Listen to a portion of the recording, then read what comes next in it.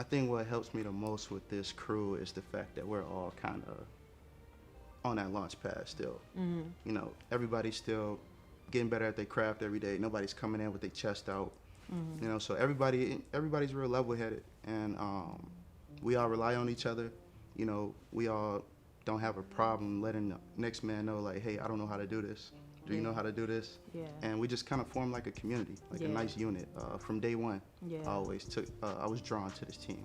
It's just like reminds me of what were the Transformers. Okay, you get that old Transformer where you link them all together and it makes the Megatron or whatever it was. That's what I feel like. We're all capable of doing some damage, but together it's like not my finger. yeah, and everybody pulls their little part. So learning that everybody can have a certain role and it's okay to do that, and it actually makes a better outcome than just being like, yo, I can do all this and you know, I don't need anybody's help. It really does take a village. So what was it like working with the crew on this film in general, like everybody? It was great. Actually, it was the first time meeting most of the guys. I actually knew Trey and John Trey, and so they brought me on, and as soon as we all got on set, everyone just clicked. It was really awesome. Yeah, I don't know. I mean, everyone just has a good energy in the same room. Like, it's just never difficult. I just like find myself trying to not, you know, it's like when things are difficult, you don't want to be doing what you're doing, no matter what it is. Even if it's a fun thing to be doing, you don't. Yeah. That's not good. Yeah. Naturally, when I met everybody here, teamwork was like fifth hand. Wasn't even second hand. Like, I think I've assisted everybody in some way, shape, or form, and not to beat on the bell, but we all literally like communicate in a seamless fashion. And so without any excuses or saying, hey, you know, I did this for you last time, we all know that it just needs to get done and there's nothing else to say about it. Right. And so we all move that same way, and I think that's what made me like the most about this crew. And that's where it reflects against me, is that with me growing up with teamwork, it's literally the dream team. Everybody just being available, you know, like John Trey said, like everybody put their ego, you know, everybody checked their egos at the door. I mean, that's how we got this done, to be honest. Very thankful. Because I mean, I've been in some situations where, you know, people egos live on set, and it's a disaster. So, so what it was like, you know, being on set with the crew. It felt like a family reunion.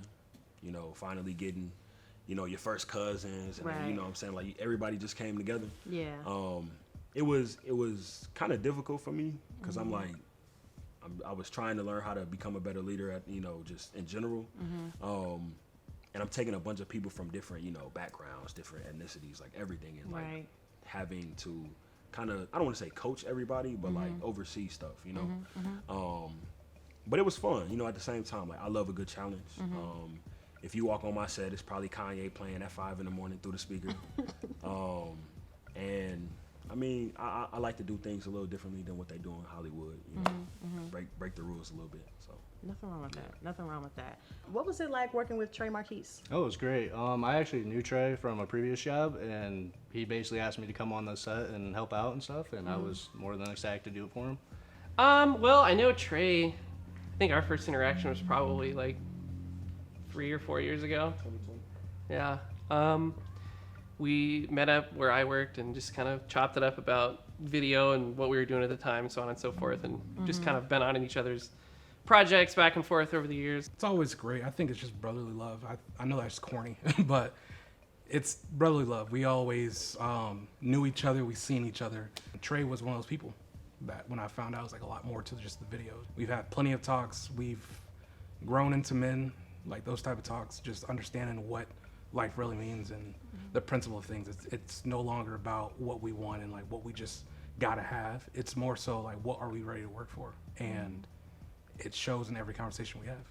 It's crazy because we grew up together, and I never knew Cuz was like into this. So like working with him, like we already we played with each other growing up and shit. Like so, like played toys and all type of shit. Yeah, pause. We ain't played it. Yeah, pause.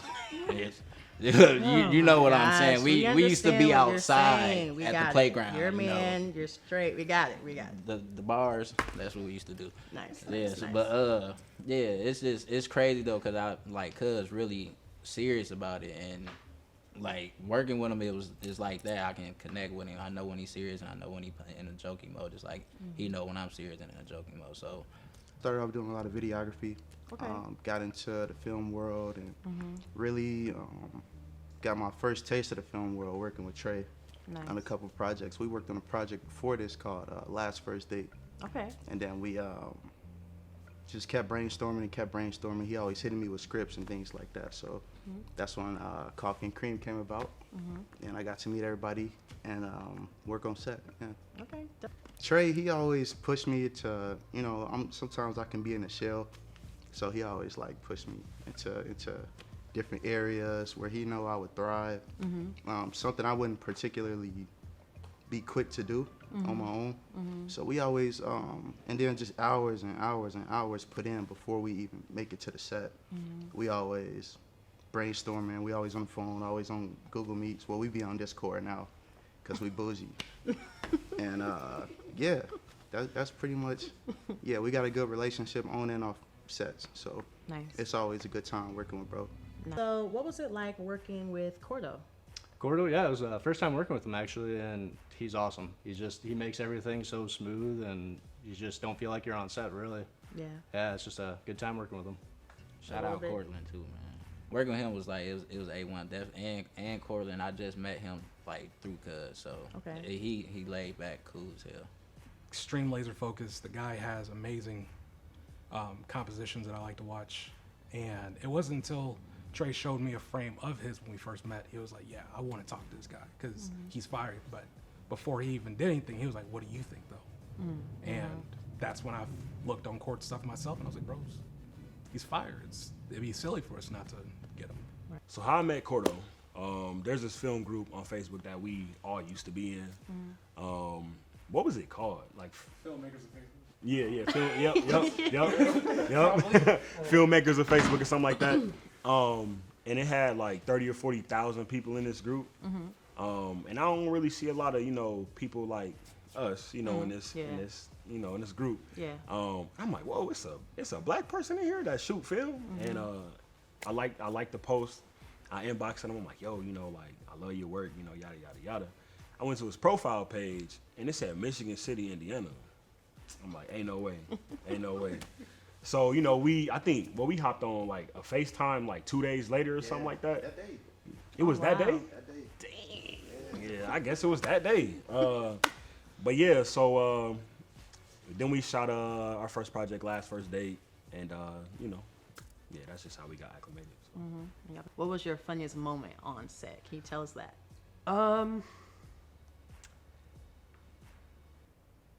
No. What was your funniest moment being on set? So the funniest moment would be Trey took it upon himself to say Chick-fil-A for breakfast, and we all knew about it, everybody. And so there were some that wouldn't get there at the time, and for Pete's sake, some of them stayed the night, so they knew about the breakfast too.